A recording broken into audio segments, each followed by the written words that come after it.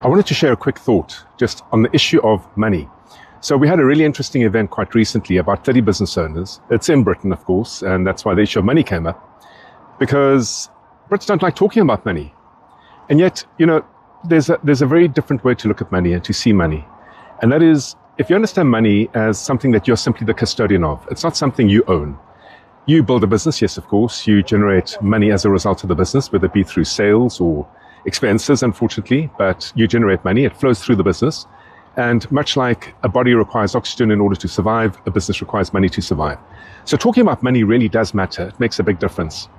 And the best way to look at it, I believe, is to understand that money is like water. If you think about it, you never own water. It's never yours. You're simply the custodian of it for a period of time. And if you consider that from the perspective of farming, well, what can a farmer do with water? You can either let it flow past you, it's lost opportunity. You can let it flow, collect it, and if you do, it evaporates and stagnates unless you use it. Or you can use it and apply it to fallow ground, where it will simply yield no crop or return. Or you can apply it to fertile ground, where it yields a crop for you. And with that crop, you're able to acquire more of that stuff called money, water flowing through. And I fundamentally believe, because of that reason, there's a kind of spiritual relationship that we as business owners should have with money.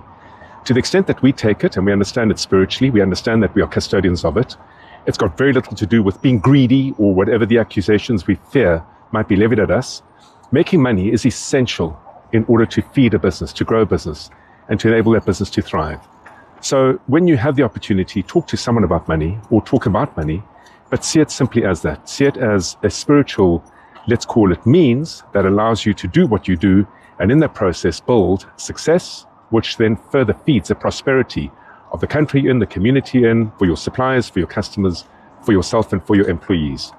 A few thoughts on money as a spiritual force of good.